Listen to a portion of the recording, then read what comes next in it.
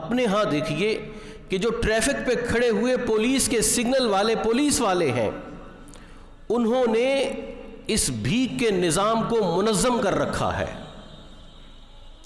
کہ جو اس طرف سماما والے روڈ کا بھکاری ہے وہ دوسری طرف رابع سٹی والے سے روڈ آنے والا جو ہے اس پر وہ جا کر بھیک نہیں مانگ سکتا، جو ادھر والا ہے وہ ادھر جا کر بھیک نہیں مانگ سکتا۔ آنے والی لائن یہ بھکاریوں کی ہے، جانے والی لائن ہجڑوں کی ہے۔ ادھر بھکاری مانگ رہے ہیں، ادھر ہجڑے مانگ رہے ہیں۔ یہ سارا سسٹم کون منظم کر رہا ہے؟ Traffic police. یہ ناسور جو ہے بڑھتا چلا جائے گا اگر ہم نے ہوش کے ناخن نہ لیے۔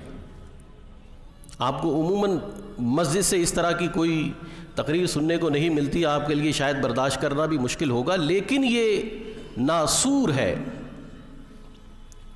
اس کو ختم کرنے کے لیے ہر شخص کو اپنا کردار ادا کرنا ہے۔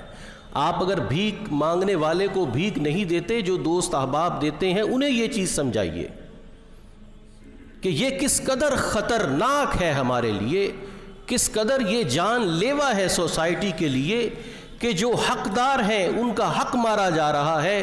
غریب و مفلس لوگ کہ جو حقیقتاً اس تعاون کے حقدار ہیں، ہم ان کی یک مشت مدد کرنے کی بجائے اپنے دل کو بہلانے کے لیے روپیہ روپیہ روپیہ روپیہ ان کو دیے جا رہے ہیں۔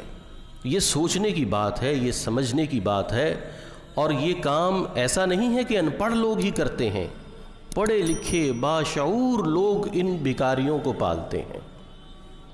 سوچنا چاہیے، سمجھنا چاہیے۔